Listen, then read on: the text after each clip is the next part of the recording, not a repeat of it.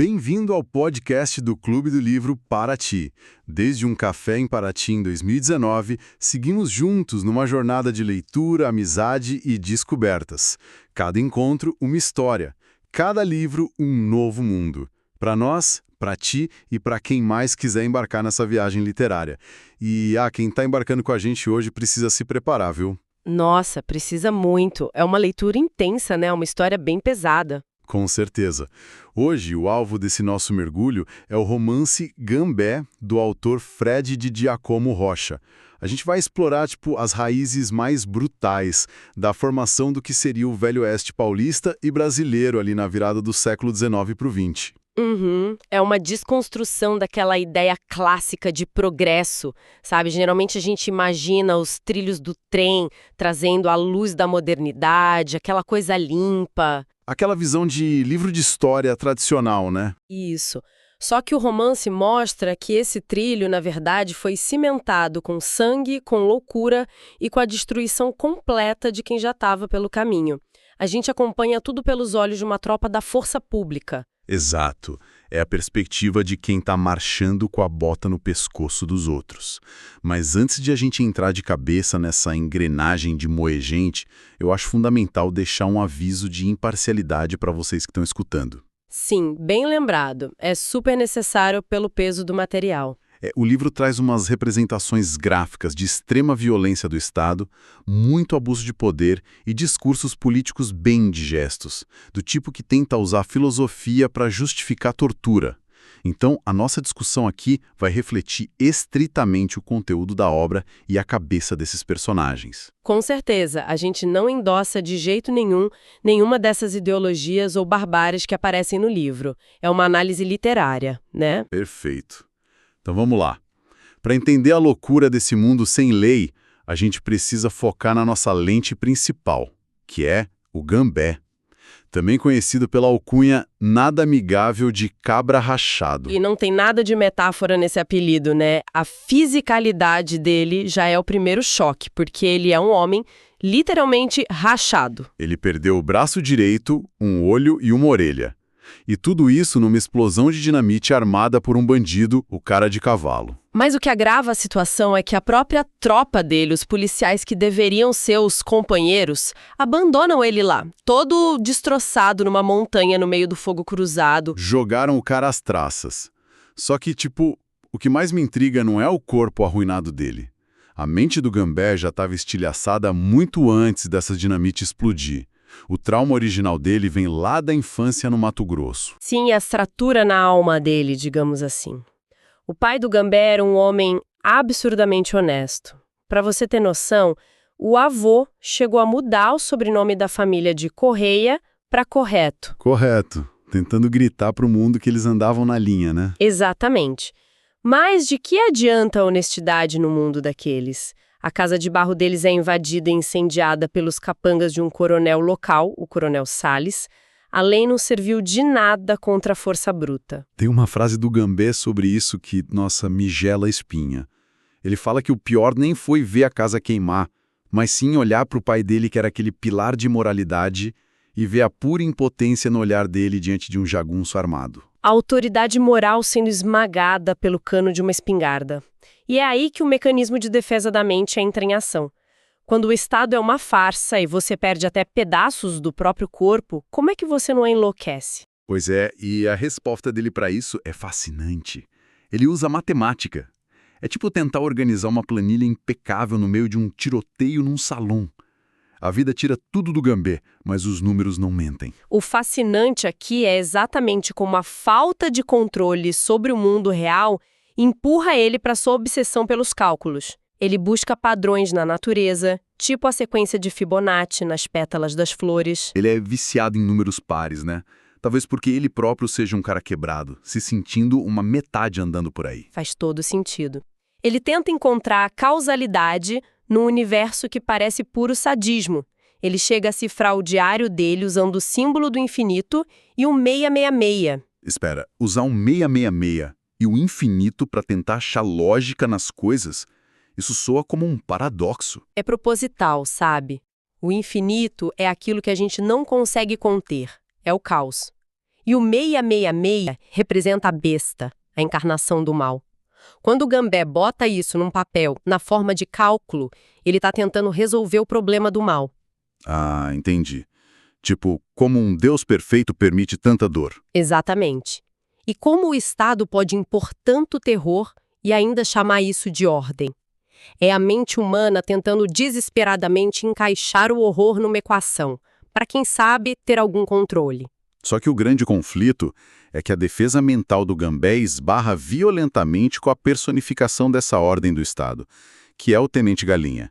E olha, ler sobre esse personagem dá um nó no estômago. O Galinha é um desastre natural vestindo uma farda azul. É a definição perfeita. Ele não é só corrupto. O cara lidera as missões de captura, limpando o sertão, e ele berra o tempo todo que ele é a lei. E onde ele pisa, a lei do papel acaba e começa a lei da bota dele. Ele é o braço armado de uma elite que precisa tirar os indígenas, ciganos e roceiros daquelas terras.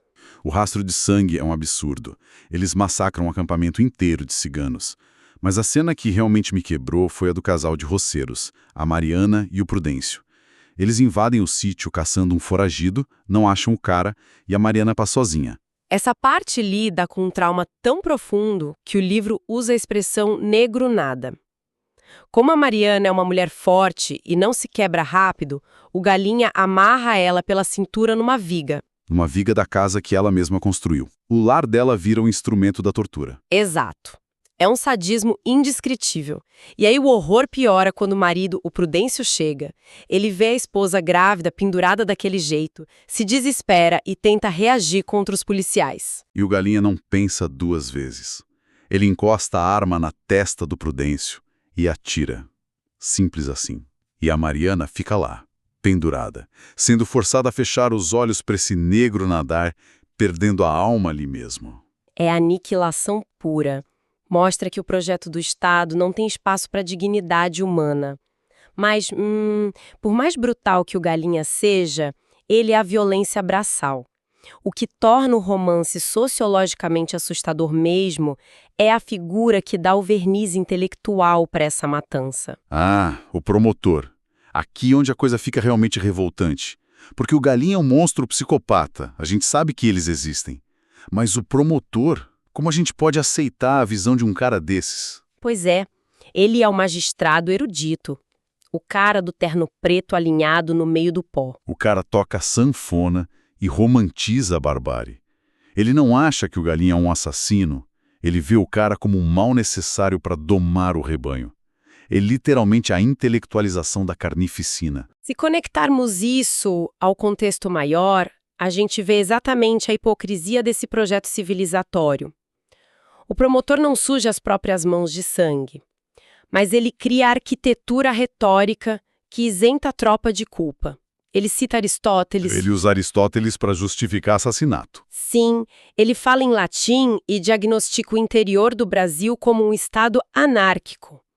Na cabeça dele, o sertão não pode ser curado com leis urbanas. Precisa da lei de Talião, o olho por olho. Ele tem a cara de pau de chamar o Galinha de Hércules da temperança. Tipo, desde quando massacrar pessoas grávidas é temperança? É uma perversão completa da filosofia. Ele transforma o genocídio num remédio amargo que a nação precisa engolir.